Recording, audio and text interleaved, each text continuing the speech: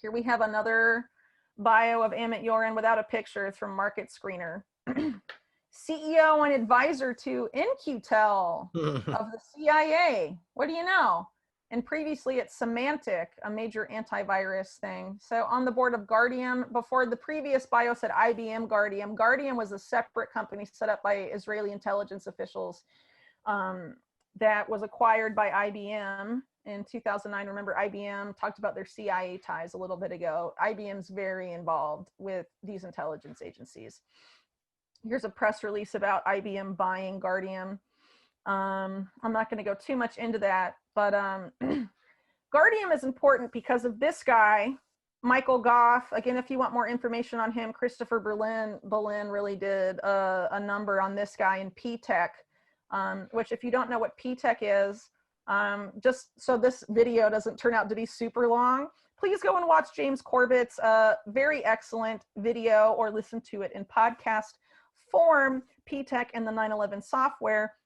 As you can see here, at the time of 9/11, even though it turned out to have direct links to terrorist financing, including people that the US government, per the official narrative, were involved in, related to 9/11, and also had conflicts of interest with people on the 9/11 Commission, among other things, P-Tech's clients included the CIA, the FBI, the White House, the Department of Energy, the Air Force, the Navy, the Federal Aviation Authority, IBM, and Enron, okay, all at the time that 9/11 was going on. After 9/11, it was raided. P-Tech was raided by federal authorities. So anyway, who is Michael Goff and how does P-Tech relate to him? We'll go down here.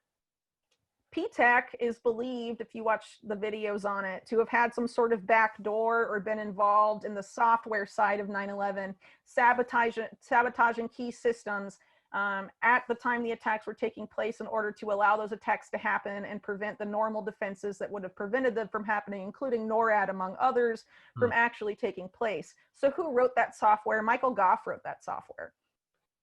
So even though he lists himself as marketing manager, he says when he was at P-Tech, he handled the design, deployment, and management of all of its Windows and Macintosh data and voice networks, and basically he managed a bunch of stuff for the IT company on that side. Okay, and immediately after leaving P-Tech, he had Goff Communications. Here's an archived version of his site. Guardium, Amit Yoren's company. See, it's connections like this that make it so obvious that the so-called investigation after 9/11 was so ridiculous. That's why you actually listen to some of these other detectives or researchers have spoke out. It's like, that's a painfully obvious, at least the question about whether or not this one individual could have been responsible for why NORAD wasn't able to, there's questions like that just aren't addressed. And of course, because you have these ties to groups that might have had an influence or a drive or a profit motive to make that happen, but no, wasn't even addressed because they're above reproach because they're tied to the intelligence community. Right. So, Guardium being tied up with Israeli intelligence, this guy doing the P-Tech software and then representing Guardium. Amit Yoren is helping run Guardium. And then he gets put in that top position at DHS, even though he's not an American citizen. It's incredible. I don't even know if that's, can you think of any other country that's going to put a foreign citizen in a position? No. It doesn't make any sense at all. No, I can't. Anyway, Tenable, Amit Yoren's company, his current company, before I go any farther though, amazing what happens when you do a where are they now with people that were involved or, had conveniently profited or benefited from 9/11. Anyway, Amit Yoren hosted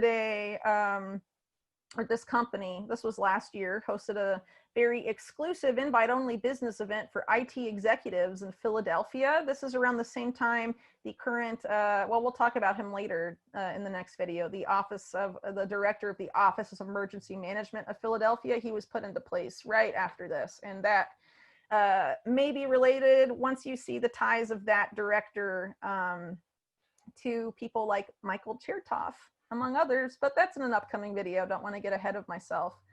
Anyway, Tenable, Amit Yoren's company, was contacted by the Center for Internet Security. Remember them? Global Cyber Alliance. Amit Yoren's on their board. they teamed up very recently to bolster cyber hygiene, whatever that means, for the public and private sectors, right before the election. And this is important because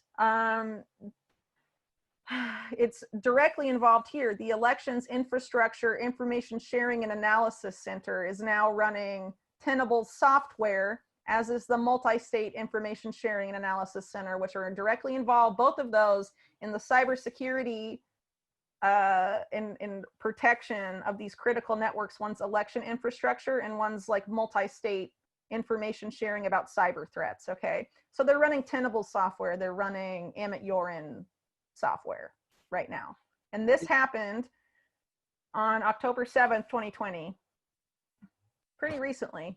Okay, that's like right after that FCC ruling and all this stuff. A lot has been happening in early October. This cyber hygiene is really interesting. That stood out to me for some reason. One, because it's something I've never heard of, but it's interesting. It says that it's a reference to the practices and steps that users of computers and other devices take to maintain system health and improve online security. So I argue it's probably, you know, like the steps in which you take to access things online and so on. So, you know what I mean? It's a control mechanism is what it sounds like.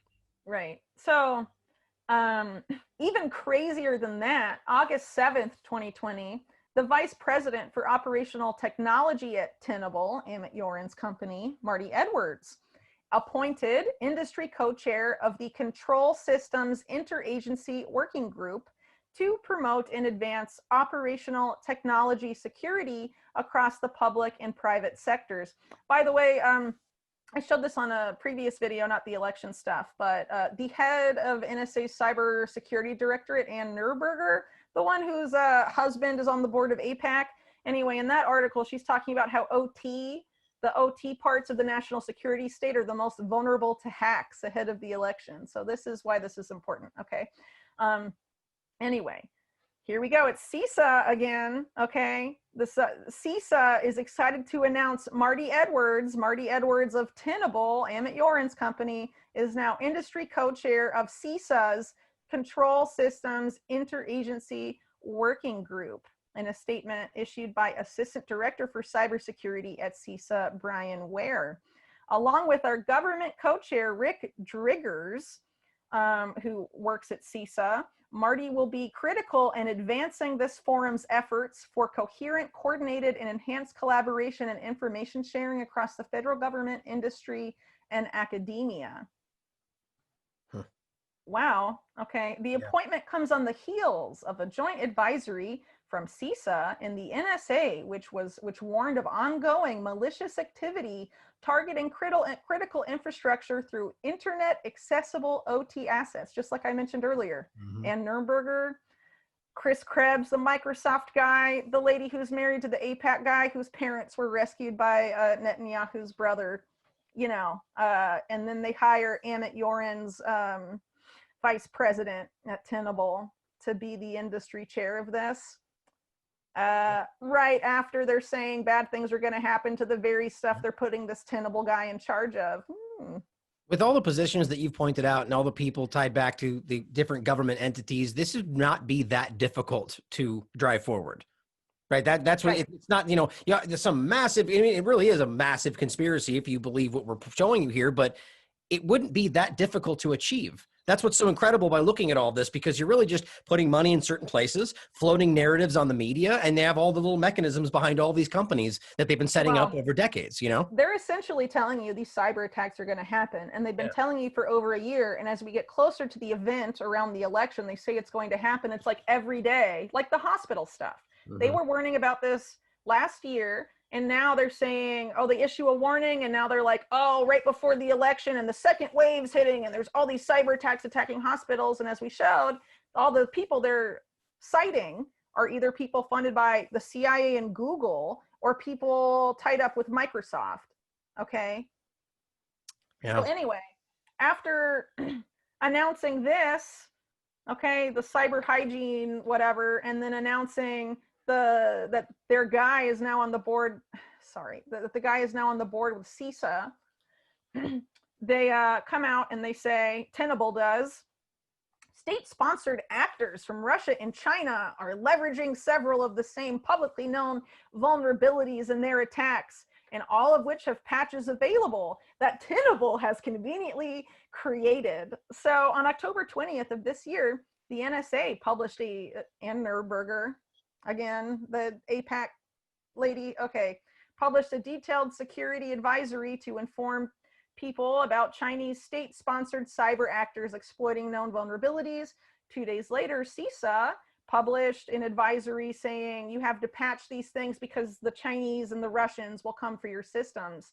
And who creates the patches?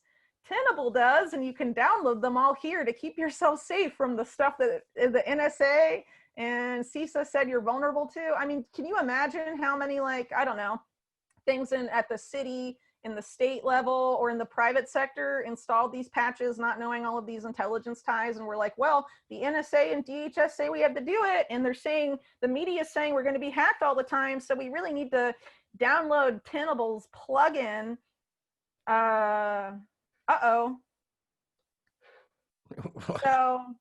yeah, that's all I have for today. Well, I was just looking at this because this is wild in and of itself.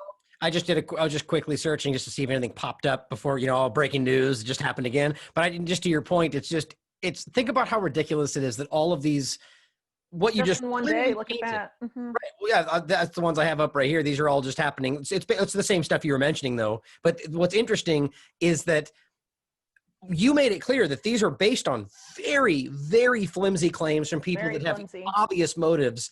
And look at the media.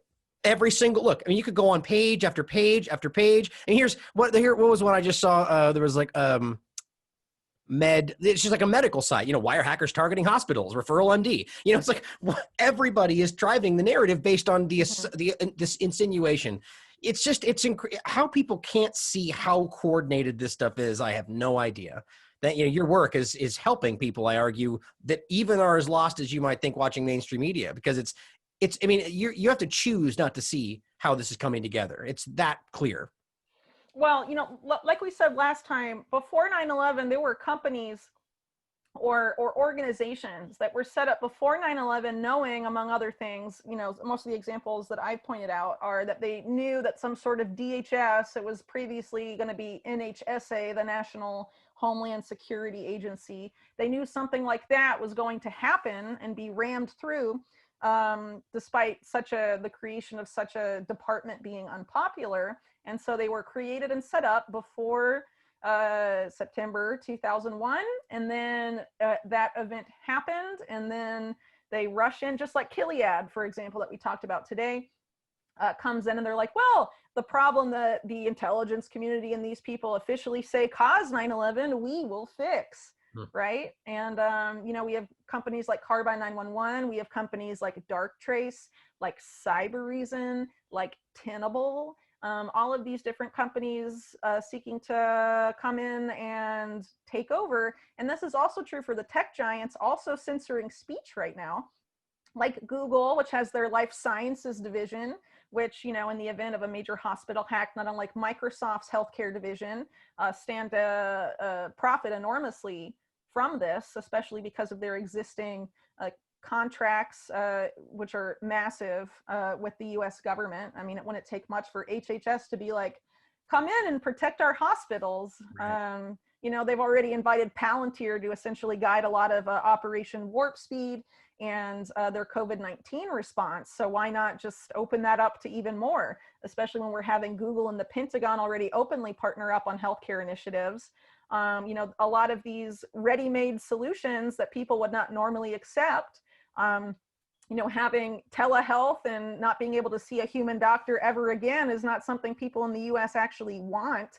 But if you look at what people like Eric Schmidt envision for the future of healthcare, they have a particular agenda they're trying to ram through. And how do you get people to ask for, it's the problem reaction solution setup, right? You want to offer something that will not be accepted. So you create a problem, and then you offer what you wanted implemented in the first place as the solution to the problem you have created in order to get people to end up begging for it or asking for it. And, it appears like we have all the pieces of a situation just like that set up, ready to go. But it's worth pointing out that beyond that, there is, as we pointed out, an effort to blame a particular state actor for a lot of these things that are going on, a particular focus on Iran, but also China, Russia. I mean, we could see a push for war from this, which is very alarming and obviously has huge implications. Can you imagine the US getting involved in a war with Iran right now?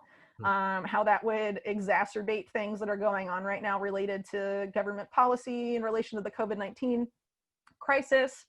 I mean, Justify more we measures, really need to be paying attention to this. And that's why, as I said before, it's important to get this information out there now, because after the election, we do not know what is going to happen with the flow of information on the internet. The internet is going to be targeted. Yes, there are alternative platforms that are not controlled by Silicon Valley. But, as we pointed out, the Global Cyber Alliance, you have ICANN there. They could just rip a site out from the roots. So, we don't really know what's going to happen in terms of the internet. So it's really important to get this information out now and show that there is a setup for countries that the national security states of the US and Israel, they want there to be a war, apparently. And this seems like, the cyber 9/11 may be the justification for that.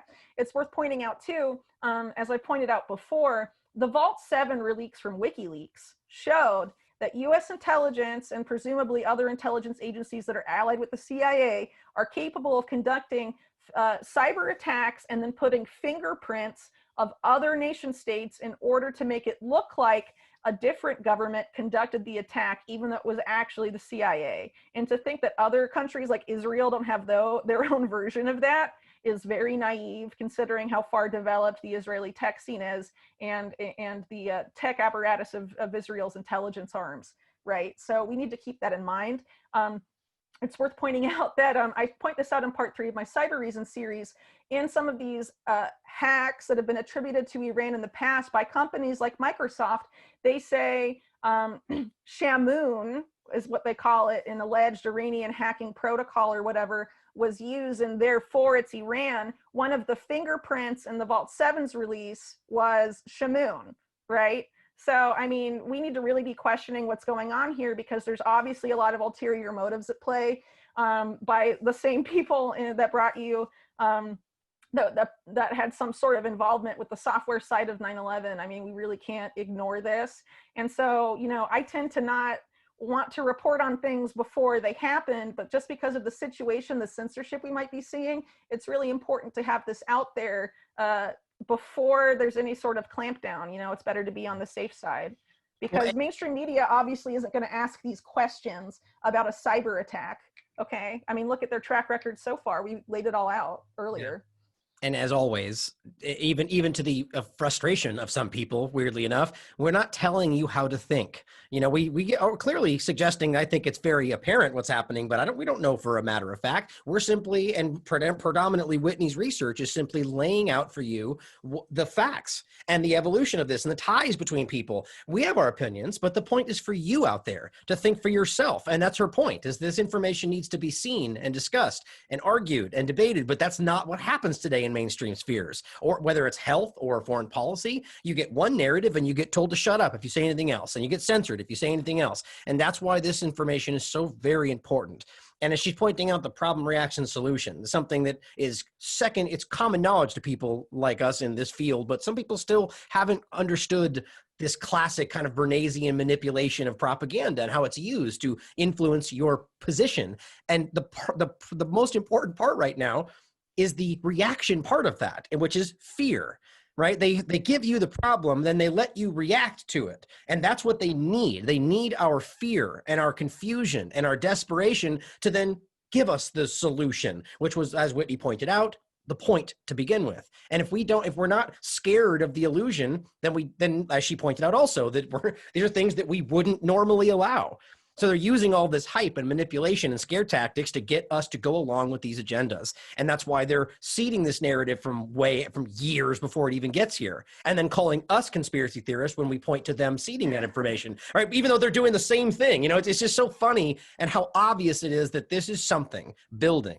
And we need to be aware of that and be ready to not just jump down the first rabbit hole that they show us, which arguably everyone lost in the two-party paradigm will be doing in their respective holes the moment this starts, you know, and that's why we need to wake as many people up as possible before that happens. So yeah, and I just wanted to point out too, remember back like most recently in January with the Soleimani assassination, but also in years prior when there appeared to have been efforts to push the US into war with Iran, independent media was on the ball with that, and they were paying attention and saying, no, we don't want war with Iran, okay, but we're about to face this election, right? It's super contentious. A lot of people in independent media are not focusing on this, but I really would urge, if you're watching and you know a content creator in independent media that was sounding the alarm about potential for war with Iran, okay, in either whether it was in January or a year or two prior, show them this video, or at the very least show them some of this information and be like, it looks like that push may be coming soon and we need to start paying attention, okay? I mean, this is really important to get this info out there, ideally before it happens, because what they're going to do, just like a lot of these other events, as soon as it happens, they're going to roll out people on TV and they're going to be like, it was Iran, it was China, before there can be any investigation. And a lot of people, unfortunately, that watch that coverage because of, you know, the trauma, they're impacted by the fear and the images they're seeing on TV or whatever, you know, they're going to be really receptive to that. And the best thing we can do is preempt that narrative as much as possible. And that's, you know, really why we're doing this. yeah, I couldn't agree more. No, unless you have anything else, I think tomorrow we're going to be getting into specifically Pennsylvania, and I think how this is being, I mean, the whole thing we're talking about, that they're with predictive programming, they're guiding us into this, but it's weird how focused Pennsylvania has become, as Whitney's been pointing out, and it's, so we're going to be going over, go ahead.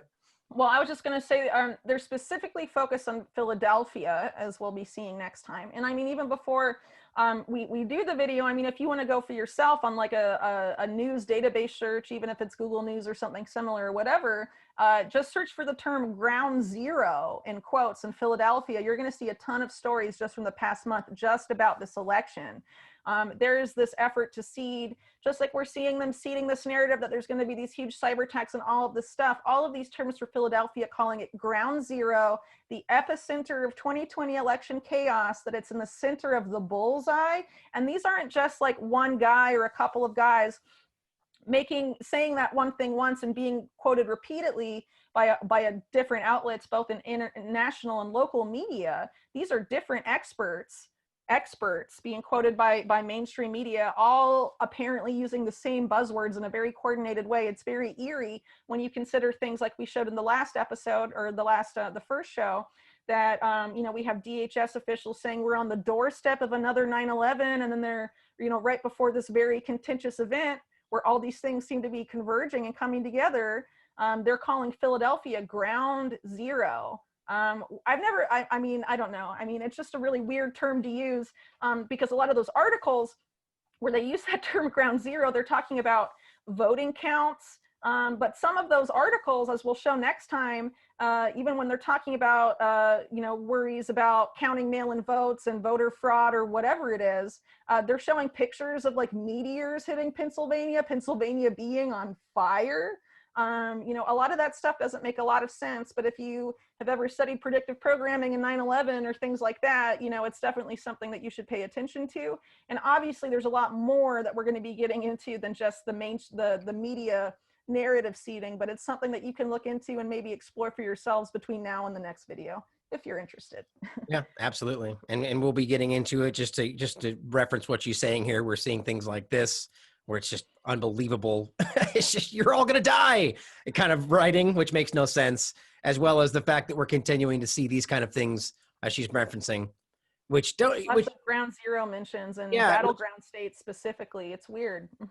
Which, just to your point, it's clearly meant, I mean, and this is painfully obvious, to draw your mind to 9/11, which is the whole point of all this, is the insinuation that this is the next new 9/11, you know. And what I found so ridiculous, which we'll talk about tomorrow, is the CNN predominantly writes these things as this is the ground zero of something that has yet to happen. I mean, that's just bad language, bad writing. You know, it's like that's like something I would correct a sixth grader on. No, here's how you write that. You know, it's like they're clearly trying to get you to think that it's already there, even though it hasn't happened yet. And that's just incredible. So we'll get into all of that tomorrow and plenty more. So thank you, Whitney. And, it's such an important conversation. Anything else you want to leave for us before we take off?